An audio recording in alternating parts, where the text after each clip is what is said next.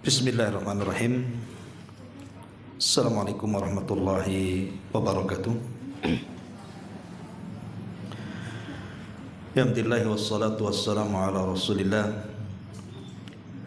wa ala alihi wa sahbihi wa mawalah wa la hawla wa la quwata illa billahi wa ba'du. Rabbi israh li sadri wa yassir li amri wahlul 'uqdatam min lisani yafqahu qawli, amma ba'du. Ma'asyiral muslimat yang dimuliakan Allah Subhanahu wa taala, alhamdulillah di pagi ini kembali kita bisa duduk untuk bertalabul ilmi. Salawat dan juga salam tentunya kita hadiahkan kepada Rasul kita Nabi besar Muhammad sallallahu alaihi wa ala alihi wasallam. Kita lanjutkan kajian kita, masih membahas kitab 10 kaidah dalam Tazkiyatun Nufus karya Syekh Profesor Dr. Abdul Razak bin Abdul Muhsin Al-Badr hafidhahullah ta'ala. Dan pagi ini kita akan membahas poin kedua tentang perkara-perkara yang bisa membersihkan jiwa adalah berdoa. Ma'asyiral muslimat yang dimuliakan Allah Subhanahu wa taala, sering saya ulas bahwa hati ini sesuatu yang bisa menggerakkan badan. Makanya kemudian perkara hati ini selalu menjadi fokus dalam Islam. Kita lihat bagaimana doa-doa yang diajarkan Nabi sallallahu alaihi wasallam itu hampir secara keseluruhan itu bicara soal hati. Contoh saja yang disebutkan di beberapa hadis Nabi sallallahu alaihi wasallam. Hadis yang dikeluarkan Imam Muslim dari Zaid ibn Arqam radhiyallahu an. Ada doa yang biasa dibaca Nabi sallallahu alaihi wasallam, Allahumma inni a'udzubika minal ajzi wal kasal. Ya Allah, aku berlindung kepadamu dari al-ajzi. Ajzi itu artinya kelemahan.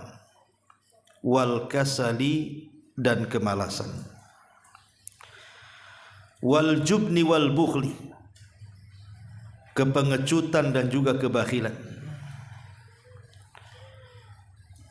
Tentu empat perkara ini terkait dengan hati. Karena sifat lemas, malas, pengecut, bakhil itu tidak mungkin tersumber kecuali dari hati. Makanya kenapa kemudian Nabi SAW berlindung dari empat perkara ini, supaya hati kita ini bersih. Lah, salah satu perkara yang bisa membersihkan hati selain daripada tauhid yang sudah saya jelaskan adalah berdoa. Dan di sini pengarang mu'alif hafidhahullahu ta'ala mengatakan, laisa syai'un aqram 'ala Allah ta'ala minad du'a. Tidak ada sesuatu yang lebih istimewa di hadapan Allah Subhanahu wa taala melebihi berdoa. Karena tadi salah satu yang bisa membersihkan jiwa itu adalah doa. Ibu sering mendengar apabila seorang penceramah, kan ada tuh di muqaddimah ceramah itu, innal hamdalillah nahmaduhu wa nasta'inuhu wa nastaghfiruh, sampai kepada wa na'udzu billahi min syururi anfusina wa min sayyiati a'malina. Dan aku atau kami berlindung kepada Allah dari keburukan jiwa-jiwa kami dan dari keburukan amal-amal kami. Itu selalu Nabi Shallallahu Alaihi Wasallam membawakan khutbatul hajah ini untuk mengingatkan bahwa membersihkan jiwa itu sangat penting sekali. Makanya Rasul selalu memukadimahi setiap ceramahnya dengan kalimat wa na'udzu billahi min syururi anfusina. Kami berlindung kepada Allah dari keburukan-keburukan jiwa-jiwa kami. Lihat bagaimana Rasul berlindung kepada Allah. Kalau sekelas Nabi saja berlindung supaya jiwanya dibersihkan oleh Allah Azza wa Jal, apalagi kita yang kita ini tidak ada jaminan dari Allah Subhanahu wa taala, tentu lebih harus lagi berlindung kepada Allah dari keburukan jiwa-jiwa kita. Karena di dalam jiwa kita itu ada hawa nafsu. Hawa nafsu inilah yang kemudian mendorong kita untuk melakukan maksiat. Makanya Allah mengatakan wa innan nafsa la ammaratun bisu. Jiwa ini terkadang mendorong seseorang untuk melakukan keburukan. Kenapa kemudian Islam itu sangat menganjurkan untuk terus senantiasa berdoa kepada Allah Azza wa Jal supaya kita bisa menyetir hawa nafsu. Dengan doa kita itu supaya terkontrol hawa nafsu.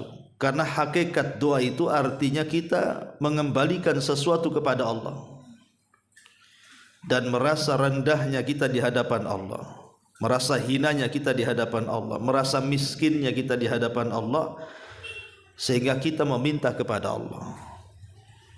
Jadi doa itu termasuk senjata bagi seorang mukmin dalam membersihkan jiwa.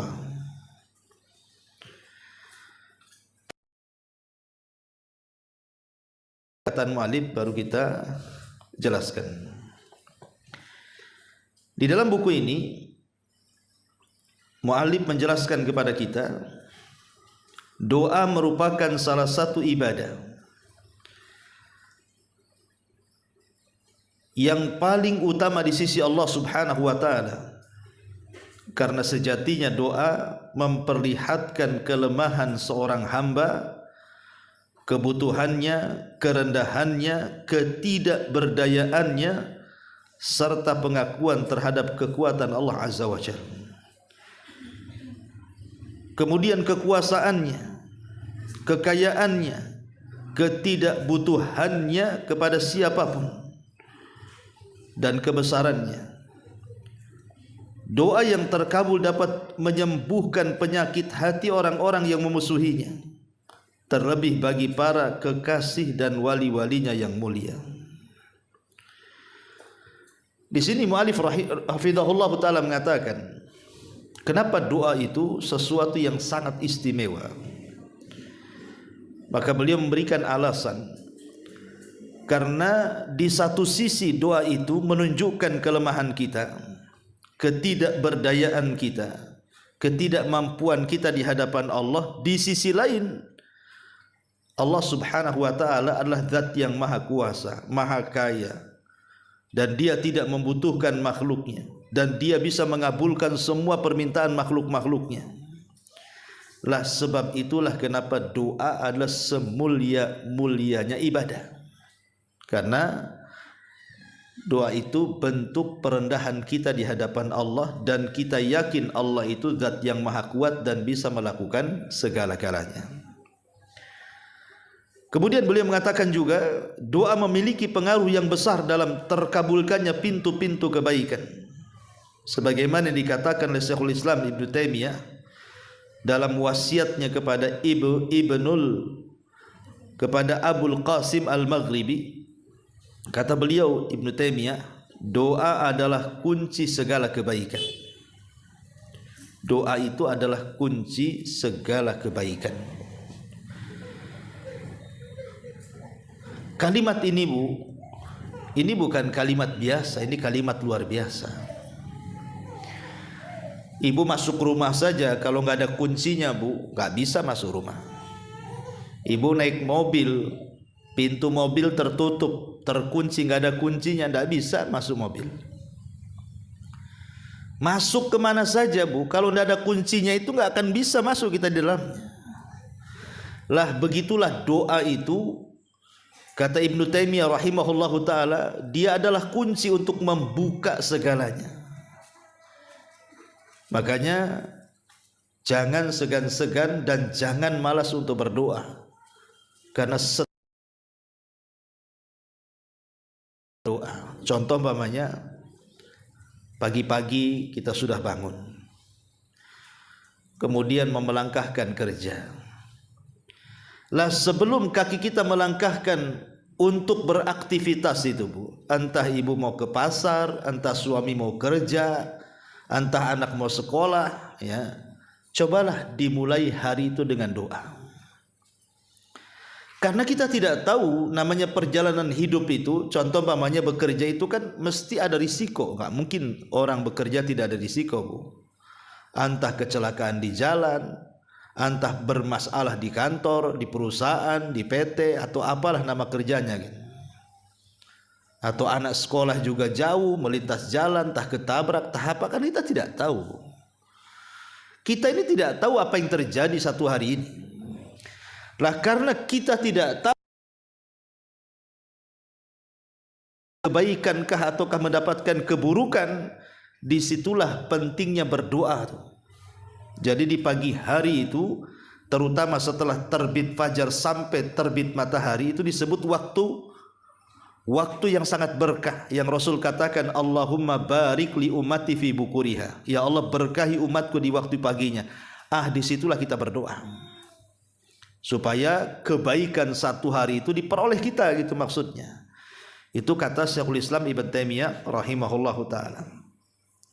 Kemudian juga beliau mengatakan setiap kebaikan yang engkau harapkan untuk dirimu sendiri, serta setiap keinginan untuk meraih kebaikan dunia dan akhirat, maka mohonlah kepada Allah, berlabuhlah kepadanya demi mendapatkan dan menggapai keinginan Anda. Allah telah berjanji akan mengabulkan orang yang berdoa dan memohon pertolongan kepada Allah Subhanahu wa taala. Bu, tidak ada yang tahu nilai sebuah doa itu kecuali para nabi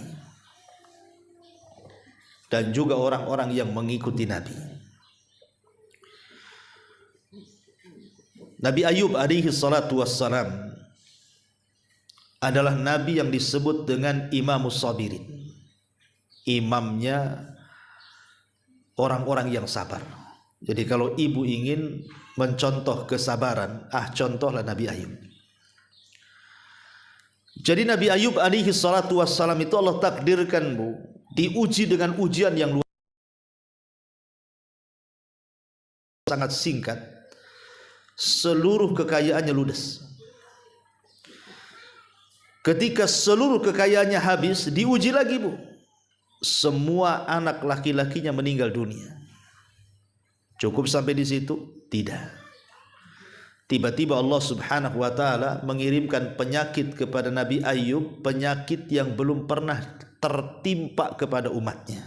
Artinya penyakit baru. Kata Ibnu Katsir, penyakitnya itu benjol-benjol dari atas kepala sampai kaki, isinya nanah dengan darah dan penuh gatal yang luar biasa. Dan itu belum ada penyakit kayak gitu di kaumnya tuh. Sehingga kemudian tidak sampai di situ, lambat laun kaumnya Nabi Ayub ini akhirnya mulai meninggalkan Ayub, karena disangka penyakit yang diderita Ayub itu menular.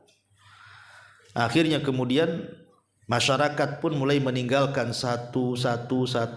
Akhirnya kemudian Ayub pun hanya tinggal berdua dengan istrinya. Itulah kadang-kadang ini sebagai percontohan Bu, ya kan? Apabila suami sedang mendapatkan musibah, maka istri yang berakal itu akan selalu di sampingnya. Ketika semua manusia meninggalkan Ayub, yang tinggal hanya istri di sampingnya. Ini istri zaman dulu Bu, ya. Kalau istri zaman sekarang nggak yakin saya. Apalagi model ibu-ibu, suami sakit 10 tahun bagus, cerai kawin lagi Bu. Itu Bu, ya kan. Ya. Nah, istri Nabi Ayub itu memberikan contoh, bahkan bukan hanya merawat suaminya, Bu. Istri Nabi Ayub itu sampai bekerja. Makanya dibahas para ulama akhirnya. Jadi ketika seorang suami sakit, kemudian istri yang menanggung kehidupan suami, dibahas ini oleh para ulama. Maka Allah Subhanahu wa taala akan memberikan dua pahala. Pertama, pahala berbakti kepada suami, yang kedua pahala bersedekah kepada suami. Tapi dalam kondisi suami sakit. Ini enggak, suami sehat kerja juga dia. Ya enggak dapat pahala lah, Bu. Ya. Pahala apa, dia nabung sendiri. Ya. Kecuali kalau seandainya memang dia seperti istri Nabi SAW itu, siapa namanya, Zainab bintu Huzaimah. Zainab bintu Huzaimah itu punya pekerjaan, Bu. Dia ada yang mengatakan tukang jahit, ada yang mengatakan tukang menyamak, dan macam-macam lah riwayat itu. Tapi yang jelas bahwa di antara istri si Nabi SAW itu yang punya pekerjaan, yang bekerja di rumah itu adalah Zainab bintu Huzaimah. Sehingga dia selalu pegang uang, Bu. Dan dia suka memberi, dengan kekayaannya itu membantu para fuqara wal masakin. Makanya digelari Ummul Masakin. Ya, dia digelari Ummul Masakin, ibunya orang-orang miskin. Itu Zainab bintu Huzaimah itu, salah satu istri Nabi itu. Ya, betul-betul dia mencari kerja sampingan itu ya untuk membantu fuqara wal masakin. Tapi sayang dia umurnya tidak panjang. Ketika menikah dengan Rasul hanya beberapa bulan kemudian meninggal dunia. Kembali kepada kisah Nabi Ayub. Jadi Nabi Ayub alaihi salatu wassalam ini terpaksa akhirnya, karena dia sudah dijauhi oleh orang-orang kampung, makanya kemudian dia keluar buat tenda di perbatasan desa lah, mungkin bahasa kitanya, menjauh dari orang. Kemudian ada dua kawannya Nabi Ayub itu yang masih setia. Ya, karena semasa Nabi Ayub sehat, Nabi Ayub berbuat baik kepada dua orang kawannya ini, sehingga masihlah terkadang datang ke gubuknya, nengok, dan begitu seterusnya. Masalahnya dua orang kawannya itu entah apa masalahnya, bercakap-cakaplah keduanya, ngobrol. Kata salah satunya mengatakan, lihat tuh Ayub tuh, kok nggak ada ya tanda-tanda penyakitnya mau disembuhkan. Jangan-jangan dia dikutuk Allah, katanya. Kata kawannya, kau kalau ngomong hati-hati. Iya, kalau memang Nabi Ayub itu tidak dikutuk Allah, ya sembuhkanlah. Minimalnya adalah benjolan-benjolan dia yang sembuh. Ini yang ada makin parah, katanya. Jangan-jangan Ayub itu melakukan dosa yang tidak pernah dilakukan kaumnya pula, katanya. Lah, bisikan-bisikan kawan-kawan dua kawannya ini kedengaran pula sama Ayub. Entah gimana caranya, Ayub dengar. Dari situ sedih Ayub, karena dia tidak pernah merasa berbuat dosa. Karena sedihnya itulah dia akhirnya berdoa kepada Allah, yang doanya diabadikan dalam Quran. Apa doanya? Rabbi inni massaniyadh-dhur wa anta arhamur rahimin. Ya Rabb, aku tahu bahwa semua madarat itu yang menimpakan dirimu kepadaku. Tapi aku tahu juga bahwa tidaklah engkau memberikan madarat kepadaku kecuali engkau sayang denganku. Anta arhamur rahimin, engkau zat yang maha penyayang dari seluruh hamba-hambamu penyayang. Seolah-olah kalau dibahasakan bahasa saya itu, enggak apa-apa ya Rabb, kalau engkau memang hendak memberikan ujian dengan menimpakan penyakit kepadaku, tidak ada masalah, karena aku tahu ini bentuk sayangmu kepadaku. Ya, karena ujian itu bentuk sayang Allah kepada hambanya. Ketika kemudian Ayub berdoa seperti itu kepada Allah Azza wa Jalla, selang beberapa waktu setelahnya, tiba-tiba Allah sembuhkan penyakitnya. Tiba-tiba Allah datangkan kekayaannya. Tiba-tiba Allah lipat daripada sebelumnya. Lihat, inilah kata ulama, lihat bagaimana nilai sebuah doa. Nah, inilah maksudnya kita mau menjelaskan tentang nilai sebuah doa, bahwa doa itu bisa mengembalikan nikmat yang hilang. Kan ini Nabi Ayub kan hilang tuh nikmatnya satu-satu. Tapi dengan penuh doa akhirnya Ayub pun dikembalikan tuh nikmat-nikmatnya. Maka ibu yang dulu pernah diberikan nikmat oleh Allah Azza wa Jalla kemudian dihilangkan, bisa dikembalikan oleh Allah dengan cara apa? Berdoa, kemudian bersyukur. La in syakartum la azidannakum. Ini salah satu contoh kisah. Contoh yang lain umpamanya kisah Nabi Yunus alaihi salatu wassalam. Nabi Yunus alaihi salatu wassalam itu berdakwah di kaumnya luar biasa, siang malam. Tetapi Allah Subhanahu wa taala takdirkan, memang namanya fitrah dakwah Bu, kadang diterima kadang ditolak kan. Lah kaumnya Nabi Yunus ini tidak ada satupun yang menerima dakwahnya itu. Satu Nainawa, satu Irak, itu tidak ada yang menerima dakwahnya Nabi Yunus. Akhirnya kemudian Yunus kecewa dan mengatakan, aku akan berdoa kepada Allah, kujamin sebelum 3 hari azab akan menimpa kalian, katanya. Ketakutan kaumnya.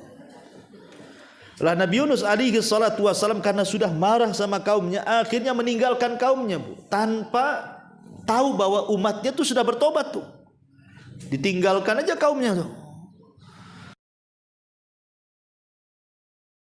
Memberikan ujian kepada Yunus ketika dia berada di perahu di tengah lautan, tiba-tiba ada masalah dengan perahunya yang harus menurunkan seluruh beban-beban isi perahunya, termasuk juga orangnya. Akhirnya Yunuslah salah satu orang yang dikeluarkan dari perahu itu untuk mengurangi beban. Rupanya Allah sudah siapkan satu ikan yang menyambar Yunus alaihi salam. Bayangkan secara logika Bu, ketika orang dimakan ikan dan berada di perut ikan, pasti mati lah, nggak mungkin nggak mati. Gimana nggak mati? Dia terlilit 3 kegelapan tuh, kegelapan perut ikan, kegelapan dasar lautan, kegelapan tengah malam. Apa nggak rungsep hidup kita itu? Ya, pasti megap-megap lah, bukan? Jangankan lagi hidup di 3 kegelapan, ibu ndak punya uang aja megap-megap kan, bukan? Itu baru uang tuh, ya kan? Ya, jadi secara logika Nabi Yunus harus mati sebenarnya. Tetapi kan kehidupan dan kematian itu kan Allah yang kasih Bu. Yunus alaihi salatu wassalam hanya bisa berdoa kepada Allah Subhanahu wa taala, la ilaha illa anta subhanaka inni kuntu minadh dhalimin. Doanya juga diabadikan dalam Quran. Akhirnya kemudian Allah Subhanahu wa taala selamatkan Yunus. Akhirnya sedikit pun, dan kembali kepada Nainawa. Tiba-tiba satu umatnya beriman semuanya. Tidak ada umat satu nabi yang semuanya beriman Bu, kecuali umatnya Nabi Yunus. Kalau umat nabi-nabi yang lain ya ada yang beriman, ada yang kufur. Kalau Nabi Yunus ini enggak. Itu satu Nainawa beriman semua Bu. Subhanallah ya, luar biasa. Ini kembali bahwa lihat bagaimana nilai sebuah doa. Doanya Nabi Yunus bisa menyelamatkan nyawanya. Akhirnya ditumpahkan oleh laut, oleh ikan paus, dan diselamatkan oleh Allah Azza wa Jalla. Itulah yang saya katakan nilai sebuah doa. Nilai sebuah doa. Atau contoh ya yang ketiga saya mudahkan. Contoh ini terjadi di zaman para tabi'in. Jadi ada seorang peniaga Bu. Orang ini orang soleh, orang baik gitu. Dia kerjanya dagang. Karena orang Arab itu kan memang suka dagang. Jadi satu hari adalah orang yang menawarkan jasa angkut barang. Kalau zaman sekarang ya travel lah gitu ya. Kalau zaman dulu kan angkut barang pakai unta atau pakai keledai. Datang dia kepada orang soleh pedagang ini. Mau nggak barang-barangmu ku angkut lewat travelku gitu ya.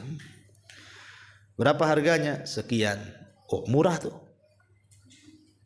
Karena kemudian murah, mau dia. Berangkatlah kemudian orang soleh ini dengan jasa angkut barang itu. Entah kenapa Bu, kok jalannya beda gitu ya. Biasanya jalan yang dilalui itu bukan jalan ke situ. Ya jalan biasa orang-orang ma'ruf, kayak kita dari sini ke Batam Center atau ke Tiban kan ma'ruf jalannya ya lewat Temiang atau lewat, kalau dari sini ke Batam Center bisa lewat Muka Kuning, ma'ruf lah jalannya. Ini enggak Bu. Jadi jasa pengangkut barang ini malah disasarkan ke padang pasir. Jadi orang soleh pedagang ini bingung dan mengatakan, Fulan, kenapa jalannya kok ke sini? Bukankah jalan yang betul ke sana? Dia mengatakan, oh ini tidak, ini betul. Dan ini jalan pintas katanya. Kalau bahasa kita jalan tikus, ya. Kalau jalan kucing kan kegedean, Bu. Jadi ya udahlah, percaya saja, karena kan dipikir dia memang travel gitu ya, punya jasa ngangkut barang, biasa ngangkut jasa orang, percaya dia. Tetapi masalahnya ketika di tengah padang pasir ini, kok makin jauh ke tengah padang pasir, makin jauh makin gak ada jalan. Dan sepanjang jalan itu dia melihat ada tengkorak, tulang kaki, tulang tangan, tengkorak kepala, macam-macam. Mulailah merinding nih orang soleh ini. Ini jangan-jangan bukan orang baik nih, orang jahat nih, ya. Jangan-jangan dia perampok pula, nyamar jadi travel. Akhirnya kemudian berhenti dari tengah padang pasir, dan pengangkut jasa ini tiba-tiba mengeluarkan pedangnya, kemudian mengancam orang soleh peniaga ini. Kata orang soleh ini, siapa kamu? Pasti kau perampok ya? Kemudian dia mengatakan, iya saya perampok. Karena ketakutannya orang soleh ini, Bu, pedagang soleh ini, akhirnya dia mengatakan, ya sudah gini saja, kalau engkau ingin barangku, ambil semua barangku, tapi jangan kau ambil nyawaku, biarkan aku pulang. Ambil semua barangku katanya. Tapi kata perampok, semua orang yang kurampok omongannya sama dengan kamu katanya. Tapi tidak ada yang kau lepaskan, tetap kubunuh juga katanya. Enak aja kau mau lepas katanya. Akhirnya kemudian bingung nih orang yang meniaga ini, kan anda bisa melawan. Dari situlah dia terpikir ingin sholat. Kemudian dia terpikir ingin sholat dan minta waktu untuk berwudu. Masya Allah, ini perompak baik pula nih, kasih kesempatan pula dia berwudu. Habis berwudu kemudian sholat. Yang namanya habis sholat mau dibunuh oleh perampok, Bu, kira-kira Bu konsentrasi enggak tuh? Ibu datang perampok, kemudian nodongkan pistol, suruh baca surah Al-Fatihah. Hafal enggak tuh, Bu? Kira-kira gitu ya. Umpamanya ini pistolnya di atas kepala, ayo cepat baca surah Al-Fatihah. Apa enggak belepotan, padahal hari-hari dibaca tuh, Bu. Lah sama juga dengan orang yang sholat ini, dia habis sholat mau dibunuh. Jadi dia mau pusing nih, mau baca apa, surat apa gitu kan, nggak hafal. Terlintaslah satu ayat, Bu. Apa ayatnya? Ammay yujibul mudtarra idza da'a wa yakshifu su' ila akhiril ayat. Siapa lagi orang yang akan mengabulkan orang yang kesulitan kecuali Allah? Amman yujibul mudtarra idza da'a. Jadi ayat itu aja yang diulang, mumpung hafal. Tapi dia tidak sadar bahwa dia kan lagi kesulitan tuh. Sementara ayat itu bicara soal pengabulan Allah terhadap orang yang kesulitan. Pas pula ayatnya.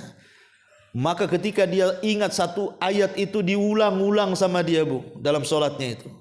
Entah yang membawa dia kenapa mengulang-ulang, yang jadi ulang-ulang ayat itu. Sampai akhirnya Allah berikan ma'unah, berikan karomah.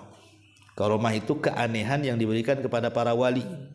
Kalau sihir kepada kalau sihir kepada dukun, kalau mukjizat kepada nabi, ya. Adapun karomah maunah itu kepada orang yang beriman. Tiba-tiba, Bu, datang kuda, entah dari mana datangnya, putih bersih dengan penunggangnya putih, membawa pedang di tangannya, melesat selesat-lesatnya, tiba-tiba kemudian memenggal kepala ya, ini kisah nyata disebutkan oleh Al-Imam Az-Zahabi rahimahullahu taala. Tapi lihat di sini kekuatan doa dalam solat. Karena orang ini kan lagi solat, Bu. Solat itu apa sih artinya? Doa. Solat itu secara bahasa doa. Secara istilah dimulai dengan takbiratul ihram, diakhiri dengan salam. Dan isi solat itu ya doa semua tuh. Bayangkan, itulah nilainya sebuah doa namanya. Taib. Kemudian di sini pengarang mengatakan Allah telah berjanji akan mengabulkan orang yang berdoa dan memohon pertolongan kepadanya. Allah berfirman, dan Tuhanmu berfirman, berdoalah kepadaku, niscaya akan kuperkenankan doamu. Amirul Mukminin Umar bin Khattab radhiyallahu an berkata, aku tidak berkepentingan terhadap dikabulkannya doa. Yang terpenting bagiku ialah tetap berdoa. Jika aku terilhami untuk berdoa, maka aku yakin akan dikabulkan doaku. Lihat, ini contoh bagi kita, Bu. Jangan pikir soal pengabulan. Jangan banyak-banyak berpikir soal dikabulkan atau tidak sebuah doa itu. Tapi pikirkan kualitas doa. Ya, jangan berpikir, kenapa ya Allah tidak ngabulkan saya ya? Kok hari-hari saya berdoa, kok nggak nampak tuh pengabulan. Tetap aja saya kere, tetap aja saya begini. Ya, nggak sembuh penyakit saya. Tetap anak saya nakal macam-macam. Jangan terpikir soal pengabulan, Bu. Tapi berpikirlah soal kualitas doa. Terus yang dipikirkan itu kualitas doanya. Dan itu adalah saran daripada Umar bin Khattab. Kalau doa kita ingin diijabah, perbaiki kualitas doanya. Apa sih syarat-syaratnya? Apa rukun-rukun? Diperhatikan. Kapan waktu-waktu mustajab, di mana tempat-tempat mustajab, perhatikan. Ya. Justru dengan memperhatikan doa itu sendiri, itulah penyebab mustajab doa tuh. Ma'asyiral muslimat yang dimuliakan Allah Azza wa Jalla, ini adalah saran daripada Umar bin Khattab radhiyallahu anhu. Kemudian juga diriwayatkan dari Mutarrib bin Syikir bahwasanya dia berkata, saya teringat tentang perkara yang menghimpun semua kebaikan. Dan ternyata kebaikan itu sungguh banyak. Di antaranya puasa, kemudian salat, dan ternyata semua itu berada di tangan Allah. Sedangkan dirimu tidak akan mampu meraih apa yang ada di tangan Allah kecuali dengan cara memintanya. Kemudian dia pun memberikannya kepadamu. Oleh karena itulah penghimpunan segala kebaikan adalah doa. Begini maksudnya riwayat ini, Bu. Yang punya harta itu siapa? Allah. Kita ini makhluk miskin. Kita brojol saja, gak bawa apa-apa kan, Bu ya. Di khitan pun tidak, gak pakai pakaian. Ada bayi yang kalah tuh, wah orang itu lahir kok udah ada pakaiannya tuh. Nggak ada, orang itu lahir nggak ada pakaian, nggak di khitan, nggak pakai sandal. Coba kalau lahir pakai sandal, Bu, ya, pakai sepatu boot gitu kan, nggak ada ceritanya. Orang lahir itu loh nggak punya kekayaan secuil pun.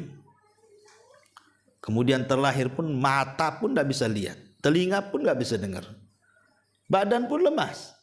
Baru sedikit-sedikit pandangan mulai tajam, telinga mulai mendengar, pikiran mulai berpikir, badan mulai kuat.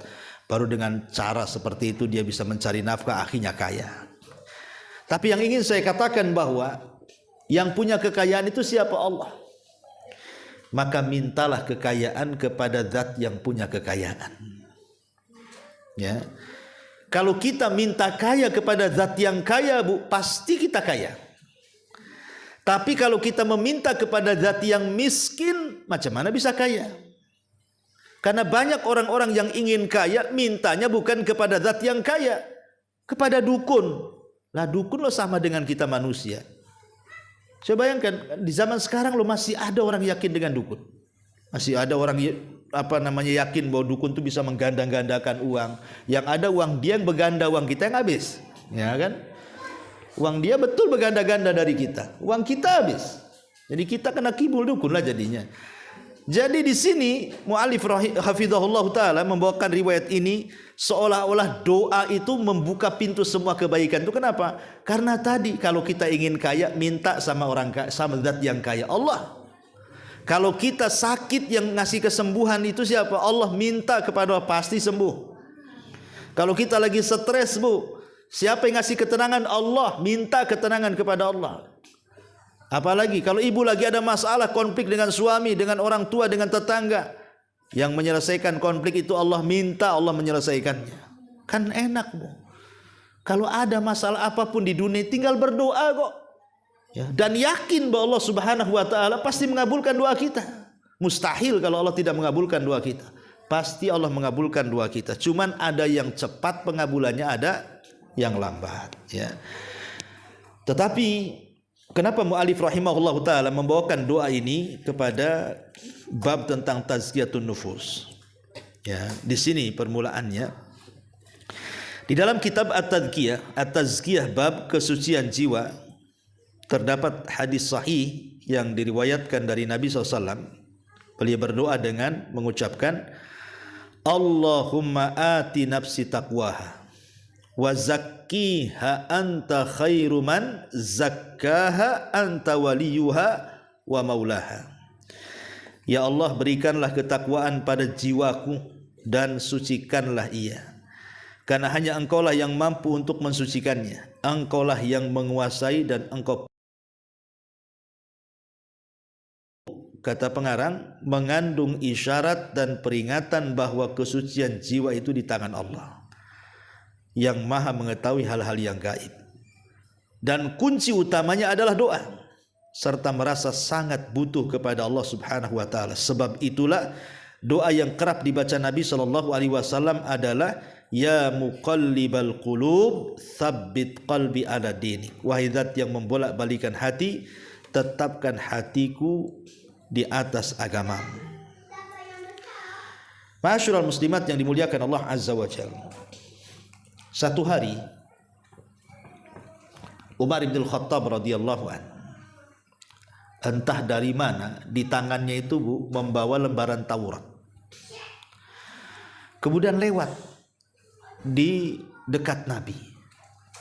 Kemudian Nabi bertanya, karena Umar kan nampak tuh bawa lembaran-lembaran. Kata Nabi, itu lembaran-lembaran apa wahai Ibnu Khattab? Maka Umar mengatakan, ini lembaran-lembaran Taurat wahai Rasul. Oh, marah Rasul. Ketika Umar membawa lembaran Taurat, marah Nabi dan mengatakan, amutahawwikun anta ya Ibnul Khattab? Apakah kau sudah bingung wahai Ibnul Khattab? Laqad taraktukum alal bayda lailuha kanahariha la yazigu anha illa halik. Si terang benerang, malamnya seperti siangnya, yang tidak berpaling kecuali hancur. Kau enggak yakin pula dengan Islam sehingga kau bawa lembaran Taurat wahai Ibnul Khattab? Kata Rasul, lempar Taurat itu. Akhirnya oleh Umar pun dilempar. Lihat ketakutan Rasul kepada Umar. Kalau takut Umar jadi Yahudi. Padahal, Bu, Umar ini orang cerdas. Nggak mungkin juga dia jadi Yahudi kan, Bu. Tapi bukan nggak mungkin, bisa aja terjadi kan gitu. Makanya Nabi SAW sangat mewanti-wanti kepada Umar dengan bahasa usul itu, namanya syaddud dari'ah namanya. Sedia payung sebelum hujan. Jangan sampai Umar terlampau memperdalam Taurat dan meninggalkan Quran sehingga terpengaruh dengan ajaran Yahudi dan meninggalkan Islam. Dan itu yang banyak, Bu, di zaman sekarang ini. Ada mahasiswa-mahasiswa yang sok-sokan, Bu, ya, jurusan filsafat atau apa gitu. Quran aja belum dikuasai, hadis-hadis Nabi belum dikuasai, masuk pula ke perbandingan agama. Dia baca Bible, baca perjanjian lama, perjanjian baru, Taurat, Injil. Kononnya apa? Kononnya untuk perbandingan agama. Bukan perbandingan agama, Anda sedang membanding-bandingkan. Akhirnya karena terlampau banyak kitab Injil yang dibaca, akhirnya terpengaruh dengan Nasrani, Islam pula dijelek-jelekan akhirnya. Nggak perlu, Bu. Ngapain kita mempelajari agama orang, baca kitab orang? Quran aja lah kita baca, kita hafal, kita renungkan. Kok sibuk pula mempelajari kitab-kitab di luar daripada Islam? Apa manfaatnya? Nggak ada manfaatnya. Itu sudah tugasnya para ulama lah. Biarkan kita, sekelas kita ini nggak perlulah, ya, beli-beli Bible, beli-beli ini kemudian dibaca. Nanti terpengaruh, setan datang di situ. Seperti yang sering saya contohkan kan, Ibu, ya. Saya kan punya tetangga dulu di Batam Center itu, Bu. Dia wanita muslimah. Ya, kemudian suaminya Kristen. Nikah. kemudian punya anak, dia pula ikut Kristen.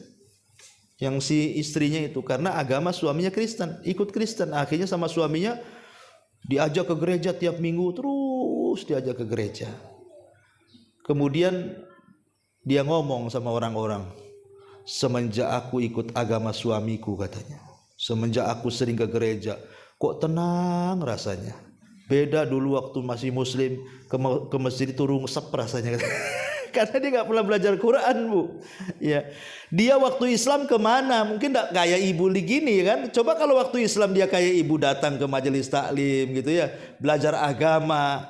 Saya yakin ibu kalau ke gereja nggak tenang juga, nggak tenang, Bu. Kalau Islamnya kuat, yang bilang masuk gereja tenang itu karena Islamnya nggak kuat dia. Dia nggak pernah pelajari Islam, tahu-tahu rajin ke gereja dia bilang kok enak juga di gereja ini kan itu. Itu karena dia nggak pernah belajar Islam. Kalau dia tahu belajar Islam itu agama yang paling lengkap itu cuma Islam tuh. Ya. Kok bisa dia ngomong begitu kan? Nauzubillah, itulah setan ya kan. Ma'asyiral muslimat yang dimuliakan Allah Subhanahu wa taala. Jadi dari sini kita tahu bahwa penting kita ini membersihkan hati dengan cara apa? Minta kepada Allah jangan sampai hati kita dibolak-balik gitu maksudnya. Jangan sampai saya ini insya Allah kuat imannya, kata siapa? Ibu kuat iman? Tidak. Iman itu bertambah berkurang, bertambah dengan ketaatan, berkurang dengan kemaksiatan. Itulah akidah ahli sunnah. Ya. Jadi jangan pernah kita merasa suci, merasa kuat iman, merasa berilmu, merasa dan begitu seterusnya. Karena bagaimanapun hati ini bisa berbolak-balik kapanpun. Jangankan itu, saya kisahkan satu kisah. Pertama dalam Quran, ketika Allah Subhanahu wa taala berfirman, "Watslu 'alaihim naba'al ladzina ataina" gimana? "Watslu 'alaihim naba'abna watslu 'alaihim alladzina ataina." Aduh lupa ayatnya, Bu. Ya. Jadi ayat ini bercerita soal seorang laki-laki di zaman Bani Israel namanya Bal'am ibn Ba'urah. Bal'am ibn Ba'urah ini, Bu, Allah anugerahkan kepada dia mampu menguasai Ismul A'zam. Ismul A'zam itu nama Allah yang sangat agung yang kalau berdoa dikabulkan tuh, Bu. Entah kenapa si Bal'am ini di ujung-ujung akhirnya datang pejabat merayu dia untuk mendoakan keburukan kepada Nabi Musa dan juga Bani Israel. Awalnya tidak mau si Bal'am itu, marah-marah dia, masa aku mendoakan keburukan sama Nabi Musa, yang benar aja katanya kan, dia Nabi, saya ini siapa katanya gitu bahasanya. Tapi karena lama-lama, Bu, diiming-imingi, nanti aku kasih kau jabatan, nanti aku kasih kau uang banyak, nanti aku kasih kau uang banyak, macam-macam. Pokoknya diiming-imingi dengan dunia lah. Lama-lama mau juga dia. Makanya bahasa Al-Quran itu apa? Fansalakha fakana minal ghawin. Fansalakha fakana minal ghawin. Maka dia pun insalah. Insalah itu bahasa kulit ganti baju, ular ganti baju, ganti kulit. Itu dalam bahasa Arabnya insalah namanya. Jadi kalau ular ganti kulit itu namanya insalah. Seolah-olah apa? Si Bal'am ini ganti kulit, yang tadinya beriman jadi kufur karena mendoakan keburukan kepada Nabi Musa tuh. Makanya turun ayat ini. Sehingga Allah permisalkan dia seperti anjing, famathaluhu kamathali kalbin. Ya, permisalan si Bal'am ini seperti anjing. Kau halu tetap menjulurkan lidahnya, tidak kau halu tetap juga dia menjulurkan lidahnya. Itulah Allah mempermisalkan Bal'am ibn Ba'urah. Kalau sekelas Bal'am bin Ba'urah yang dijelaskan dia ahli Taurat, bisa kufur, Bu, hanya gara-gara dunia. Apalagi sekelas ibu kan itu ya. Makanya penting kita ini membekali dengan iman, dengan ilmu dan pengetahuan supaya jangan mudah terbolak-balik dan terombang-ambing hati yang sudah Allah berikan istiqomah. Makanya banyak berdoa, ya muqallibal qulub, tsabbit qalbi ala dinik. Wahai zat yang membolak-balikan hati, tetapkan hatiku di atas agamamu. Ummu Salamah pernah ngomong, Rasul, kenapa kok doa itu aja yang kau baca? Maka Rasul mengatakan, ya Ummu Salamah, Kamu tahu enggak bahwa hati kita ini berada di jari jemari Allah Subhanahu wa taala, dan Allah Subhanahu wa taala akan membolak-balikan sesuai dengan yang Ia kehendaki. Ma'asyiral muslimat yang dimuliakan Allah Azza wa Jalla, inilah di antara keterangan dari muallif bahwa doa itu bagian daripada tazkiyatun nafas. Taib, ada tambahan sedikit dari hadis Abdullah bin Mas'ud radhiyallahu anhu. Rasul mengatakan, Allahumma inni as'alukal huda wat tuqa wal afafa wal ghina. Kata Abdullah bin Mas'ud, Nabi SAW selalu berdoa dalam hidupnya, ya Allah, aku meminta kepadamu dari petunjuk, takwa, dan al-afaf, kebersihan jiwa, dan juga al-ghina, kecukupan. Di sini kata sebagian ulama, lihat bagaimana Nabi SAW mengumpulkan dalam satu doa. Pertama petunjuk, dan itu dengan ilmu yang bermanfaat. Yang kedua dengan takwa, meminta takwa, dan itu dengan amal saleh. Yang ketiga tenangnya hati, dan itu dengan afaf. Afaf itu artinya menjaga diri untuk meminta-minta, dan juga dengan al-ghina billah, cukuplah Allah yang memberikan kekayaan tanpa harus meminta-minta kepada manusia, dan itu semua adalah amalan hati. Ya, baik huda, tuqa, afaf, dan juga ghina, itu semua adalah amalan-amalan hati yang diajarkan Nabi sallallahu alaihi wasallam. Wallahu alam. Sampai di sini, Bu. Taib, sebelum saya tutup, silakan kalau ada yang bertanya.